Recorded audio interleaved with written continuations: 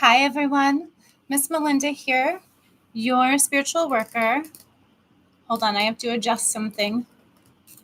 I had a little trouble going live today because something was happening with Instagram, and I just kept receiving a message saying that there was a problem connecting me live. So anyway, here I am, all adjusted. Thanks for being here. I see all of your lovely faces so far. Welcome.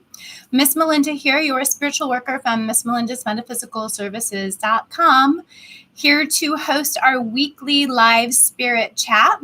I host this once a week on YouTube as well as on Instagram.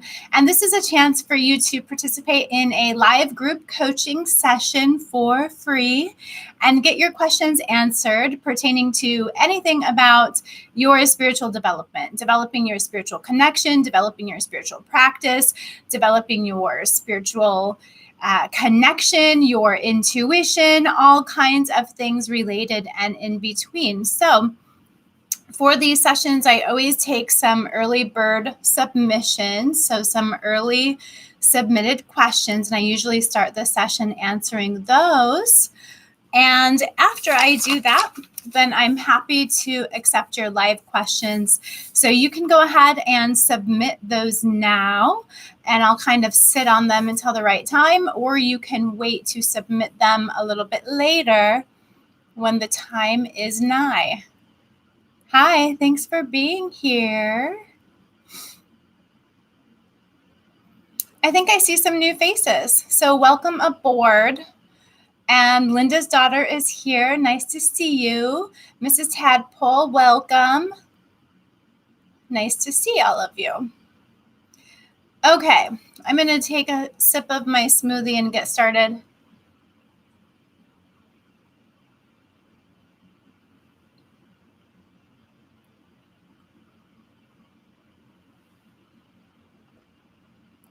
Hi, thanks for joining.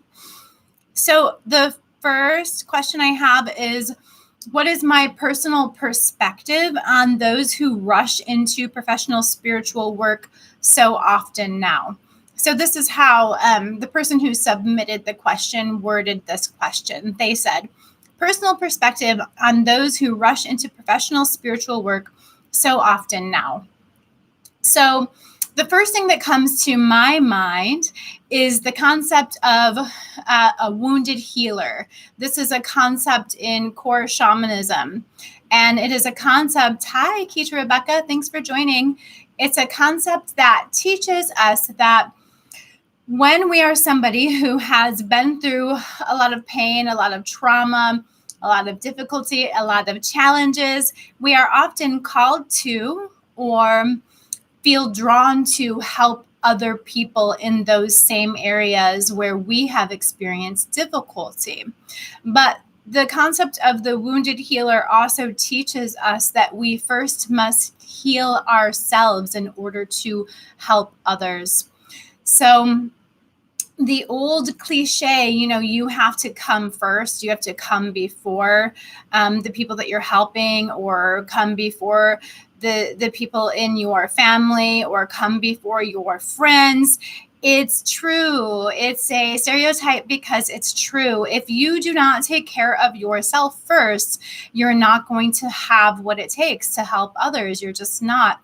There are very few things that I have an opinion about that I will say are the truth, because truth is subjective and spirituality is subjective. And I don't claim to be somebody who knows everything. I don't think anybody knows everything. So typically when I speak to you about my opinion, it is just my opinion. There are a lot of ways to get to different kinds of truths. You can take many different roads to reach the same destination, and I'm very much aware of that. However, when it comes to helping others, when it comes to performing spiritual work on behalf of others, or being a spiritual leader, or taking on this kind of role, these kinds of responsibilities, and this kind of work in a professional way, it is very much true that you have to come first. You have to heal yourself. And if you do not heal yourself, if you don't put in that spiritual work for yourself and you don't put in that work to heal yourself, there's so many different facets of this. But first of all, if you don't put in the work to heal yourself, then the clients that you attract are going to be people that have the same issues that you have unhealed within yourself. And you are going to be forced to face those issues. You're going to be triggered over and over and over again until you learn to deal with what you need to deal with. And or you are just going to become ineffective in your work because of the unresolved issues within yourself. The other thing about needing your self-care, your spiritual connection, basically just yourself to come before clients, is that you have to work on your spiritual connection as well. You have to work on your spiritual connection. You have to work on your spiritual development. You have to work on your practice. You have to have your own philosophies. You have to have your own techniques. This all takes experience. It all takes practice, and it takes a lot of personal work. It takes a lot of personal development.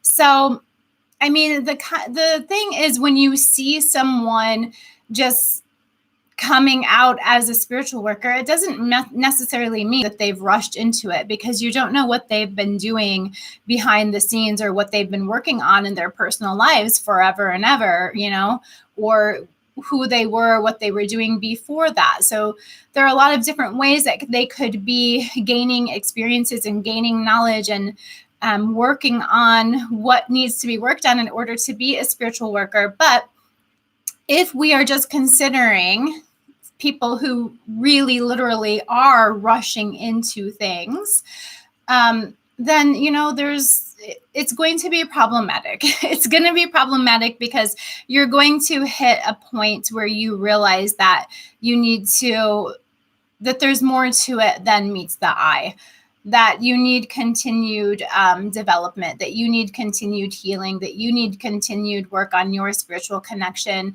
if you want to be effective. This today, I spent over half the day on self-care for myself, doing a purification bath, a spiritual bath, really, doing an intensive purification, a smoke bath, praying, meditating. Sometimes that's what it takes for me to be able to come here and give this to you and handle my other responsibilities in order for me to be an effective and healthy and strong and connected spiritual worker. Sometimes that's what it takes for me, half a day of taking care of myself. So rushing into it, you may end up having some challenging lessons to learn along those lines, and that it's not going to be a sustainable practice or a sustainable business until you learn those kinds of things and learn your own lessons, really work on your own lessons, work on your own healing, work on your own self-care.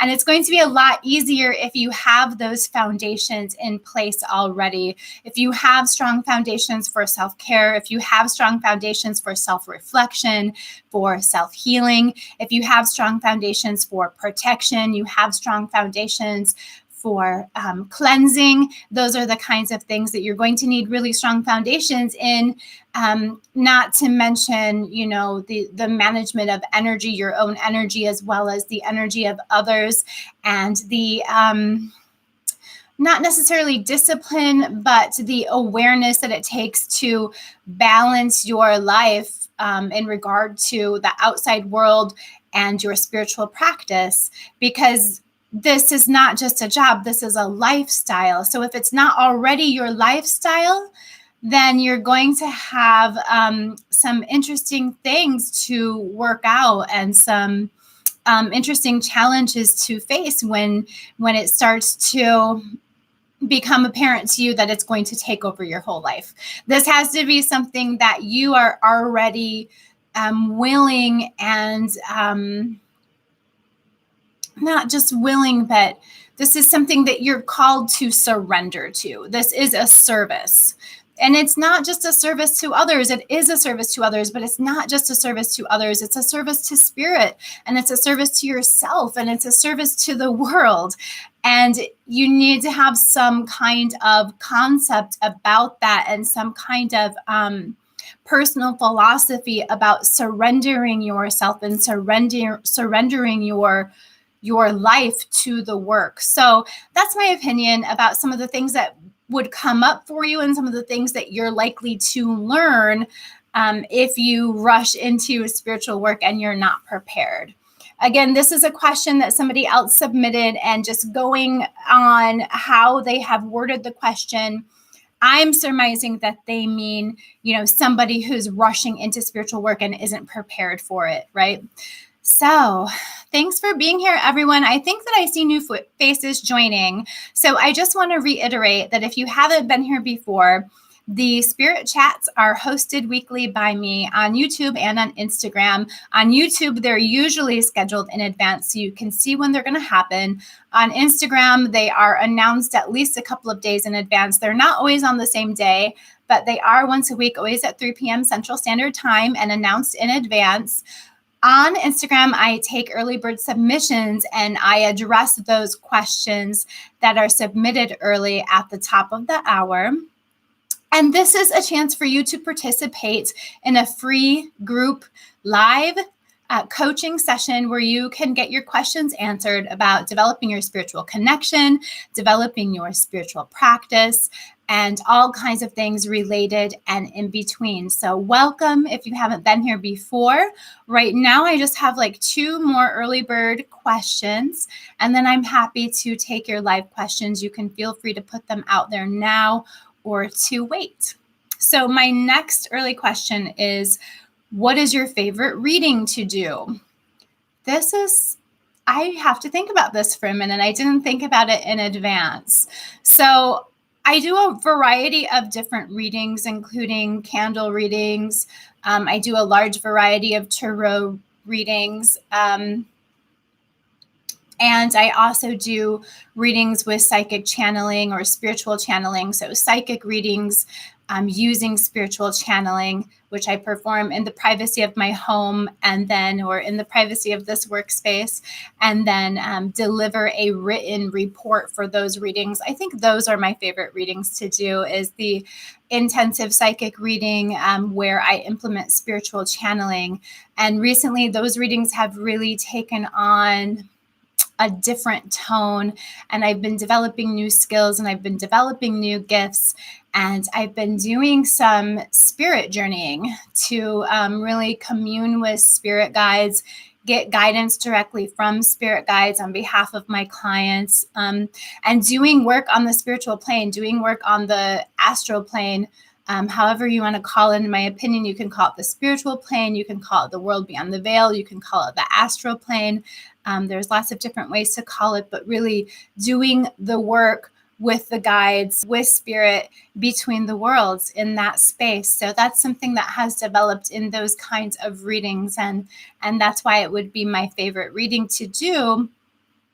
Now, I will say that in all of my readings, my favorite thing to do is to offer you guidance regarding your spiritual development, as well as regarding where you are on your path in life at this time, and to really assist with overcoming any challenges or perceived blockages, to offer alternate routes to get through those, to offer insight as to why they may be occurring, how they're going to be useful or helpful for you in your overall spiritual evolution, your overall spiritual development, and to really assist with an objective and overall viewpoint of where you're at right now on your path in life in terms of your spiritual development or your spiritual evolution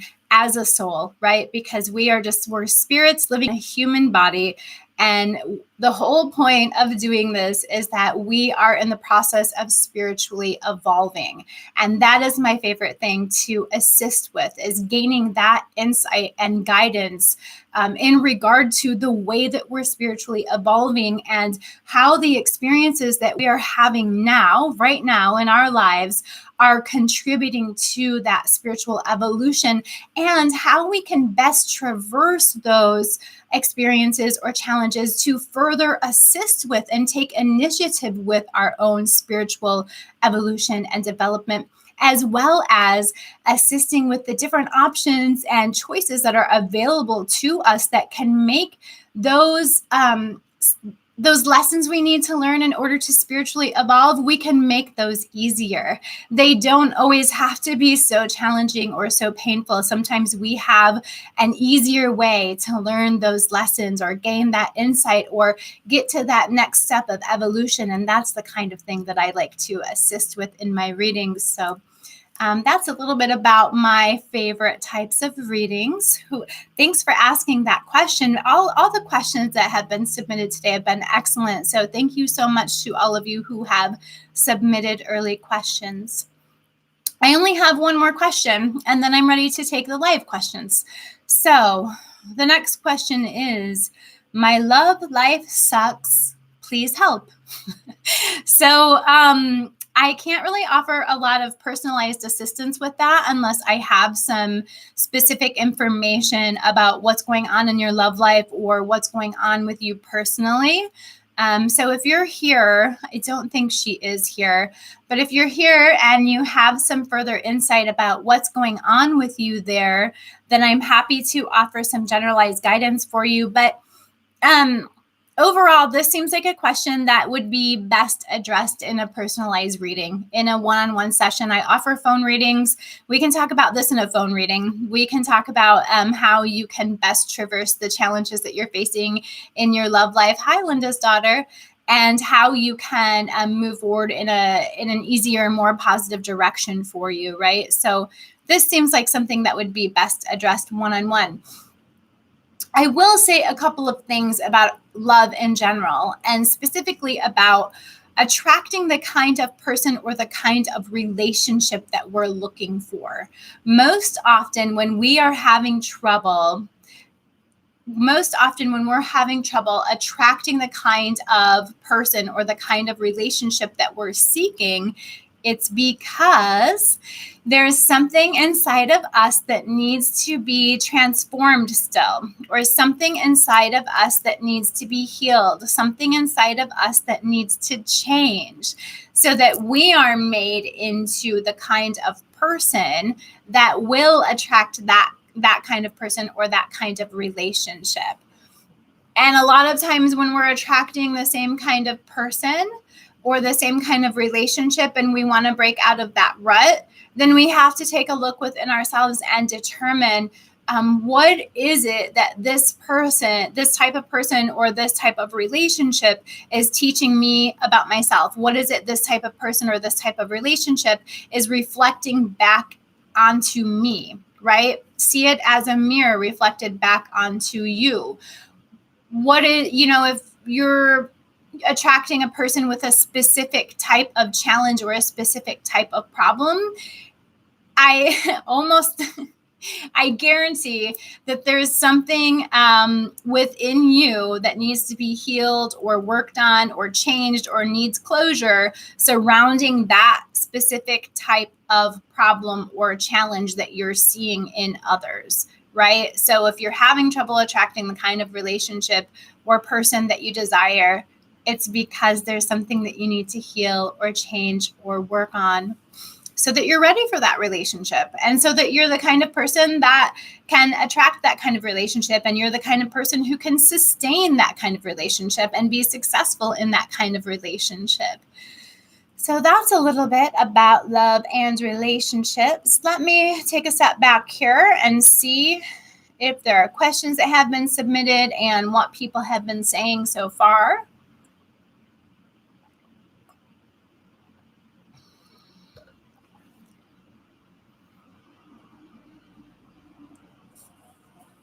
Hi, JC Mochi. Thanks for being here. Okay. I've been working with my Oracle cards and I'm in tune with them. However, sometimes I feel like they don't give me the correct answers to questions. What's your take? I ask what your take is on this. So there's a couple of things here. I mean, the cards are giving you the correct answers. It's all about how you interpret those answers. That's my opinion, to be quite blunt about it. If you feel like they're not giving you the right answers, then that means that you've already predetermined what the answer is. And that means that you're not going into the reading for yourself with an objective, open mind. So keep in mind, I don't use oracle cards, first of all. So maybe I'm not the best person to consult on this. I only use tarot cards thus far. But from what I understand about card divination is that the cards all have a multitude of different meanings, and it really depends on our intuition, and it really depends on how it fits into the situation at hand, how it fits into the question at hand. And so there are a lot of different ways that you can interpret cards. So if you feel like it's not giving you the right answers, then I feel like the thing to do is to look at it from a different perspective and really question yourself with this. And this is how you're going to learn the cards and how you're going to get a lot better at it. Really question yourself as to, what other ways could I see the meaning of this card? What other ways could I interpret this card? Think about it outside of the box. Think about it outside of yourself. Think about if you were reading for someone else, what you would say to them. Think about if someone else were reading for you, what they would say to you.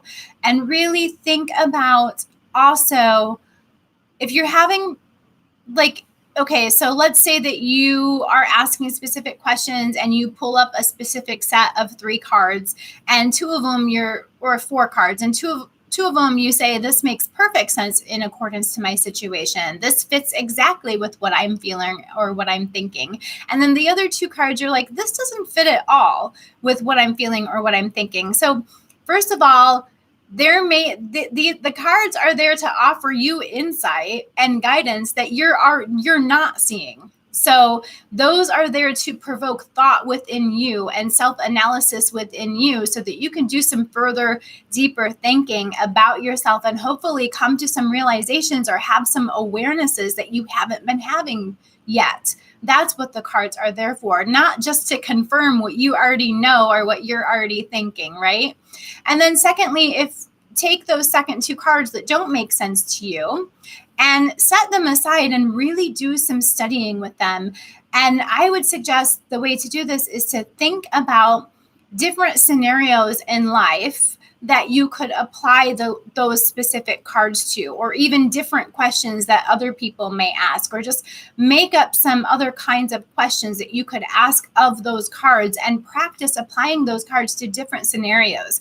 Practice applying them to scenarios that have to do with the mundane practical world, like money, finance, job, and then practice applying them to love situations, relationships, and matters of the heart, and then practice applying them to psychological perspectives, and then practice applying them to spiritual perspectives or guidance for spiritual growth, right? So just there's a couple of different ways to look at that, but I definitely recommend some further work with any cards that are giving you trouble, as well as having an open mind and really contemplating the fact that the cards are there to offer you insight that you may not already be having or aren't already aware of. Well said. Mentor told me that you need to show up ready to help that person and not have doubt about your abilities. Yeah, for sure. And from my experience, one of the ways that you're not going to have doubt about your abilities is if you have some experience already under your belt and you've been showing up for yourself. You can do all of the work in the world for other people. And even if they're always seeing great results and they love what you're doing for them, if you're not able to do that for yourself, then you're still going to have doubts and you're not going to be in the place that you need to be in order to help other people, because those doubts are going to get in the way. So that's an added 2 cents about that. Yeah, for sure, Rebecca, the importance of boundaries for health. Exactly. Yes, workers need to know themselves and accept themselves. They need to have done the work and continue to do so. Great point. Continue to do the work. They always need to be continuing to do the work. And when, like I was saying earlier, when you dedicate yourself to this kind of work, you're not just dedicating yourself to other people, you're dedicating yourself to continued work within yourself in the way of continued growth, continued transformation, continued healing, continued commitment to good health. There's, it's a bigger thing. Sounds good, Linda. And if you would like to get that phone reading, then you can contact me at inquiries@missmelinda.com. That is an email address, inquiries@missmelinda.com, or go to my website, Miss Melinda's Metaphysical Services, and go ahead and book your reading. That's where they're booked. Yeah, so Rebecca is asking, can I talk about the meaning of the devil card in the tarot? So one of my, I kind of wish I had my deck handy to just show an example, but I don't. It's back there. Okay, anyway, so one of my favorite definitions for the devil card in the tarot is self-imposed bondages. What does that mean, self-imposed bondages? It means the ideas, the worldviews, the beliefs about ourselves and the beliefs about the world that we have that really hold us back and create blockages and obstacles within us. It means that oftentimes when we see the world or people around us as bringing us these challenges or obstacles that we can't break through, that we need to look within ourselves to see how we are contributing to those challenges, blockages, or obstacles. Is it something in our mindset? Is it something in our ideas, our core beliefs, or our worldview? Is it something that was instilled in us as a child that is unhealthy? Is it an unneeded or old mode of behavior that is causing us to see things a certain way or to react to things in a certain way or to behave in a certain way, which is then contributing to blockages and obstacles? It means that we have to have self-awareness to really examine honestly and with courage what we may be doing to ourselves that keeps us stuck in life. And it doesn't mean that we beat ourselves up, and it doesn't mean that we need to punish ourselves, and all of that is going to make us be further stuck or keep us stuck for longer. But what it does mean is that we have the courage and the honesty to really look in with ourselves and really say, is there something that I've been believing that is wrong? Or is there something I've been believing that is unhealthy for me? Or is there something that I've been believing that is really holding me back? Maybe it's something that I needed at one point, or maybe it's something erroneous that somebody else instilled in me because of their unhealthy patterns in life or their issues that they need to deal with. But whatever it is, how can I change it now? Or how can I change my thinking or my beliefs or my values or my worldview, my perceptions of myself and the world around me, so that I can change how I'm experiencing these challenges and obstacles and therefore overcome them? Other aspects of the devil card have to do with addictions. And those addictions can be anything. It can be addictions to unhealthy relationships. It can be addictions to the normal things we would consider addictions, like drugs and drinking. It can be addictions to material things. It can be greed. It can be addictions to money. It can be addictions to ego satisfaction. It can be all kinds of addictions. I've seen it come up in relationship issues when people are addicted to unhealthy patterns in relationships or having trouble breaking free from specific patterns in relationships that are no longer needed or no longer serving them or no longer healthy. I also see the devil card come up in readings that have to do with heart-centered blockages. That happens a lot, actually. That comes up a lot in relationship readings. And it's often that somebody has something unhealed in their heart from their childhood or from previous relationships that is preventing them from really being able to open up and move forward in love and really open up fully to love. And that would definitely be, creating a blockage and an obstacle or a blockage of that nature. Let me know if you have follow-up questions about that, Rebecca. Linda says she's connected to the cards and she thinks I'm right, that they're probably giving her the right answers.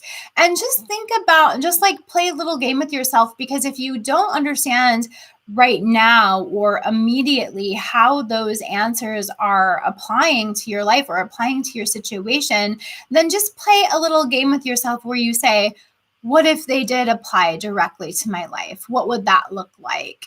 And just kind of play out some scenarios in your mind and play with that a little bit. And chances are you'll hit on how it does apply to you. You're welcome. There's no reason I don't use oracle cards. I just don't. I am really drawn to my tarot cards, and I find everything that I need within them. And I just haven't had the calling or the desire to experiment with oracle cards yet. It's not something I'm closed off to. It's just something that hasn't really come up for me yet. How do you connect and then disconnect with a friend and the tarot after reading for them? How do you connect and then disconnect with a friend and the tarot after reading for them? For example, the preparation done before, during, and after the reading. Okay, so that is a bigger picture question. The thing is, you already need to have your methods for connecting to energy or connecting to your intuition or connecting to your spiritual guidance, whatever it is that you feel you're connecting to, right? You already need to have your method for that strong and in place. Because when you have a strong method for that in place and you've practiced it a lot, it becomes second nature. And then you don't have to spend a bunch of time preparing it. When you practice these kinds of things a lot, this kind of energy work or this kind of spiritual connection or this kind of connection to your spirit guides, then it can become like second nature to slip in and out of it. I don't have specific like preparations that I do before a reading because my lifestyle is spiritual work. So the way that I take care of myself on a daily basis, like what I was talking about, I was doing earlier today, the way I take care of myself on a regular basis is my preparation for my spiritual work. And it's a normal part of my daily routine. So you just have to find like what works for you and practice it regularly so that you never have to, so that you get into the habit of being like, this is just normal for me. This is how I am. And then, like right before a reading, I do a really brief prayer where I ask for spiritual connection. First, I ask for protection and for me and for the client or the person I'm reading for. And then I ask for connection so that the information comes through clearly, so that it flows through me. And I ask for the information or the guidance to come through in a way that makes sense to me and in a way that makes sense to the querent or the client or the individual. And then after a reading, there isn't really much that I need to do. If I feel like I need some grounding, then I have this grounding rock that I'm holding onto right now that I posted about on Instagram recently. This is from Lake Michigan. I found it while swimming. I often hold on to this rock to assist me with grounding my energy, grounding myself. So I might do that after a reading. If I feel like I need a cleansing, then that would typically just be a mini cleansing because I'm already doing cleansing in my daily routines and in my weekly routines. But if I needed a mini cleansing or I needed a cleansing after a reading, then I would probably use some Florida water. And for a mini cleansing with Florida water, I just splash some on the back of my neck, which is a spiritually sensitive area, as well as on my hands and forearms, and just kind of energetically cleanse like that. And if I need a little bit extra, I might run some through just the top of my head, over my crown chakra, or through my hair a little bit. I also have a cleansing water that I use that's made with basil, as well as some other secret ingredients. And if I really felt I needed a strong cleansing after a reading, then I would use that instead, and I would splash a bit more on. I'd be a bit more intensive with that than I am with the Florida water. So I hope that's helpful. If you have follow-up questions or specific questions about that, go ahead and let me know. You're welcome, Rebecca.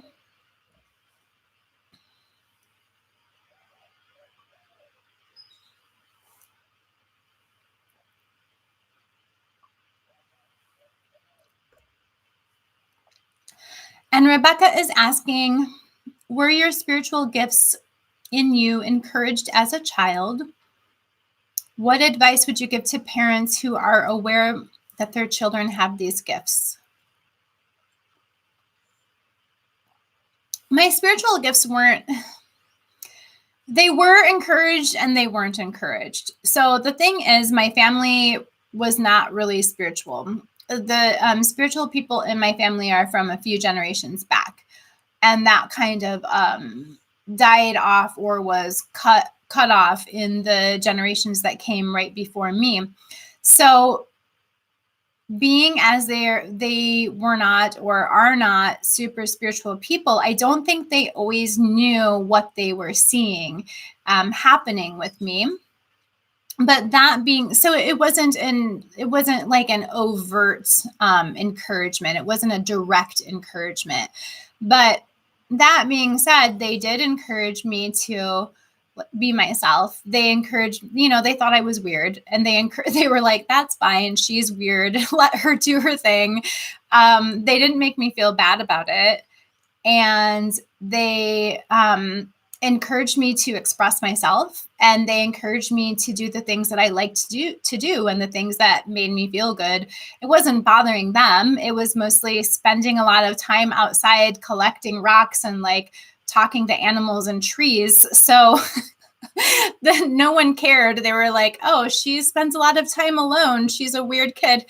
And then I did see spirits a lot as a child. And I did talk to my mom a lot about like spirit entities in dreams, as well as spirits that I saw in our house and energetic entities that I saw in our house. And I did talk to her a lot about reincarnation, telling her when I was very little about our past lives together, as well as our future lives together.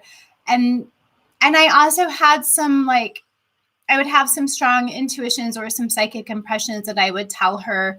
I knew about things that she didn't understand how I knew about them. And she was always totally cool with it. She was always like, okay, I guess you just have this stuff and that's fine. She didn't super encourage it, but she didn't discourage it. She didn't say, oh, you're strange or you're crazy or you shouldn't do that. They always encouraged me to be a unique individual and to be myself. Even as I got older and my unique individuality really challenged them, they still encouraged me to be strong within myself. So that was incredibly helpful and supportive in that way. And I'm very grateful for that. I'm like getting emotional thinking about my childhood. So what advice do I have for parents who are aware that their children have these gifts? It's going to be very, very basic advice. I highly recommend that you take your children out in nature a lot, especially if they have empathic or psychic tendencies, because nature is going to be extremely helpful in assisting them with energetically cleansing as well as grounding, connecting to nature, being barefoot on the earth, swimming, being in the sunshine. Very, very important for spiritual kids.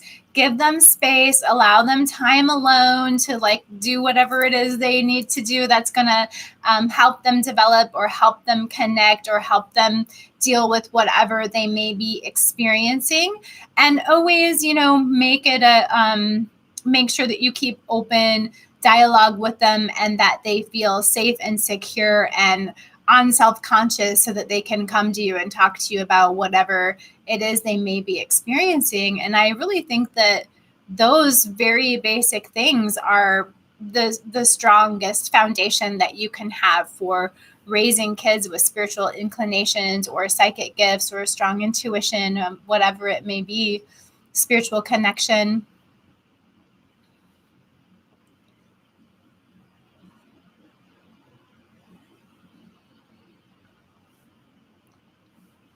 I get these feelings at times where I feel like a sense of danger for others and call them and tell them to be safe. This can happen with my son. I told him, I see a parking lot, be careful, and he was freaked. Yeah, I mean, that's interesting. That's common for people who have psychic tendencies. It's also very, very common for mothers. And it's something that it's like it's like the acceptable form of intuition or psychic abilities in our culture, right? You always hear like mother's intuition, things of that nature. It's, sometimes it's more likely to happen with people that we have a strong connection with, a strong energetic or spiritual connection with, or a strong loving connection with.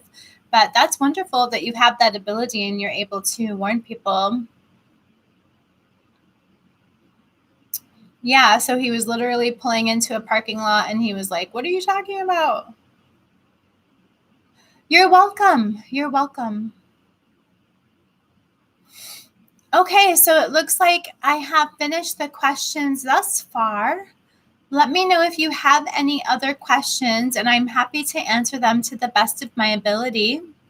If you haven't been here before, our live spirit chats are a chance for you to participate in a group coaching session, a free group coaching session, and get your questions answered about developing your spiritual practice, developing your spiritual connection, and all kinds of things related in between. So if you would like to put your questions out there, I'm happy to answer them to the best of my ability. Spirit chats are hosted once a week on Instagram as well as on YouTube. They're scheduled in advance on YouTube. They are announced at least a couple of days in advance on Instagram. On Instagram, I take early bird submissions, meaning questions submitted early. I address those questions anonymously at the top of the hour in every session. Sessions are not always done on the same day. They vary from day to day, but they are done once a week. How do you feel about sharing dreams? Is it okay to share them publicly or with friends? Yes. I feel that it is okay. So I think what you're alluding to is that in some folk beliefs, there is a sense that you shouldn't share your dreams. So the thing is, there are different types of dreams, right? And there are dreams that we have where we're working out psychological or emotional stuff within us. There are dreams that we have where we are actually visiting the spiritual plane or the astral plane, where we're actually communing with spirits or guides or angels or whatever it may be. There are dreams that we have where we are working with other people, working things out, or even performing magic with other people, or performing some kind of spiritual transformation with other people. There are dreams that we have that are just messages or signs. And then there are dreams that we have where we are interacting directly with our subconscious mind. And then there are dreams that we have where we're just kind of like processing our day-to-day events. And then there are dreams that we have where I actually lost my train of thought. There are lots of different kinds of dreams that we have. And I think that where that folk adage comes from is that sometimes we have dreams that wouldn't really be safe to share with other people because it may allude to the parts of us that needs to be healed, or the parts of us that we're working on subconsciously, or the parts of us, the things that we're working on the spiritual plane, or it may give away secrets that have to do with our own spiritual connection or our connection to our guides, right? So this comes back to the premise, or the basic belief that a lot of people have, that magic should be kept secret, that it should be kept secret and it should be protected. Otherwise, other people can harm your magic.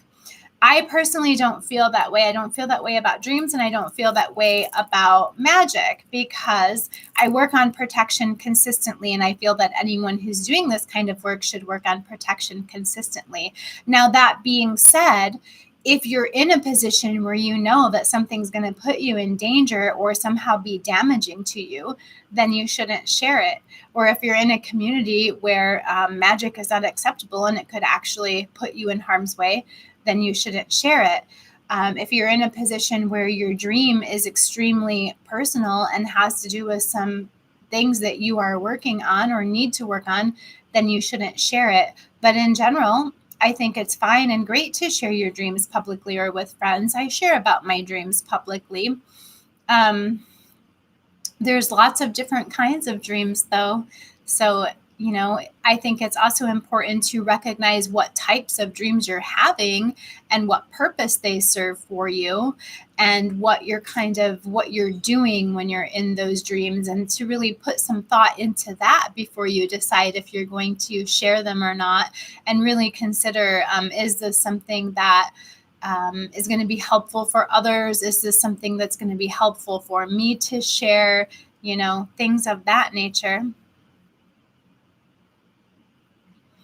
Okay, everyone. Well, thank you so much for joining today. I'm going to go ahead and log off just like 10 minutes early or so. I really appreciate all of your questions. I really appreciate you being here. I appreciate interacting with you. Thank you so much. I enjoy these sessions and I look forward to them every week. Okay, I've got 2 more questions. I will answer them very quickly. No more questions after this. Do you offer a service where you help to analyze particular spiritual experience? Yes, absolutely. My spiritual consulting or spiritual advising sessions definitely cover that. There's all kinds of ways that we can do that together, in a phone call, in a written report, etc. Hi, I'm Teresa. I'm curious about your thoughts on titles and naming yourself and the work that you do. The idea of inspiration, veneration, and appropriation when putting a title on your work. That's a lot for me to go over here. Let's see, what are the most important things? One of the most important things for me from a personal perspective is to recognize that this type of work, this kind of magical practice and this kind of spiritual practice has a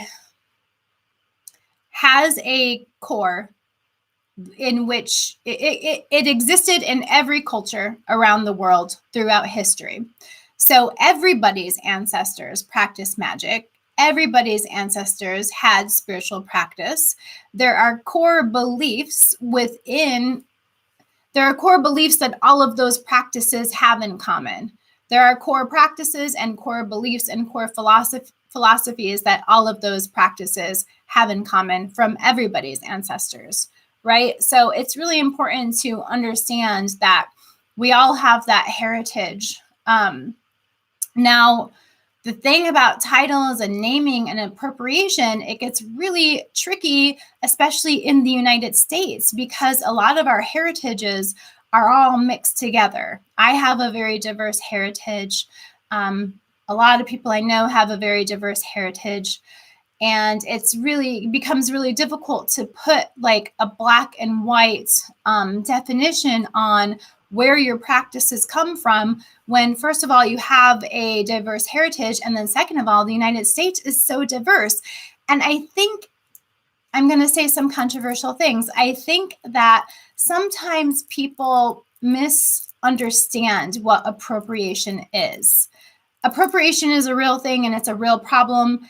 And I stand behind anyone who, feels hurt by appropriation, or anybody who I stand behind it. It's a problem. I agree with that. I understand that. It's a real thing. That's just the foundation. That's the, where I'm coming from with this. But then there's also the fact that so many different cultures and so many different heritages have influenced one another, and that so many different cultures and heritages have migrated all over the world and then brought their traditions with each other. And then these traditions grow up together side by side, and they develop together and evolve together, and they change because of the influences that they have on each other. And it just becomes really difficult to distinguish, to take it all apart and to say that any tradition in the United States is just pure by itself, that any tradition in the United States only comes from one group of peoples and not another group of peoples, because it's all, a lot of it has become so intermingled throughout history, throughout time, and throughout the growth and development of our culture. We've all really helped to influence and shape each other. So I think that that becomes a really tricky thing to dissect. And I like to try to focus on unity. And I like to try to focus on the fact that we all need each other, and we've always all needed each other. And so I'm a universalist. I consider myself a universalist. And as a universalist, I focus on core ideas, core truths that are in common throughout different heritages and throughout different cultures and throughout different traditions. And I try not to put too many labels on myself, because I want to focus on that universalism, and I want to focus on what we have in common. And I also want to give myself space to grow and develop and evolve and explore. So that's my personal perspective on some of what you're touching on. I have a feeling I'm not totally touching on what you're getting at. I think we have about 5 more minutes left. So if you have a follow-up question or something really specific about that, I'm happy to elaborate a little bit more. I'll try to save it, Linda. I always try to save it, but sometimes the technology doesn't allow me to. Sometimes Instagram screws up, sometimes YouTube screws up, but I always try to save it. Yeah, so that's an important thing to know. These videos are usually archived on YouTube so that you can go back and watch them, and they're saved on Instagram for 24 hours. So if you subscribe to me on Instagram, on YouTube, you can go back and you can watch the archived live videos.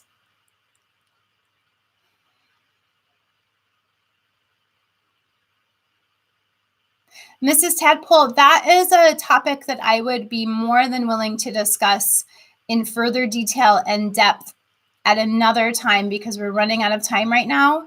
But I invite you to further this discussion if you would like to. It's something I would love to discuss and explore and learn more about. And I'd love to hear more about your perspective and to answer any other specific questions or follow-up questions you have about it, and just have a discussion. I appreciate you bringing your question. Okay, everybody, we're running out of time. So again, thanks so much for being here. Thank you so much for your questions. Thank you for your participation. I look forward to doing this every week, and I look forward to seeing you. Thanks a lot, and stay blessed. I'm just turning off YouTube first.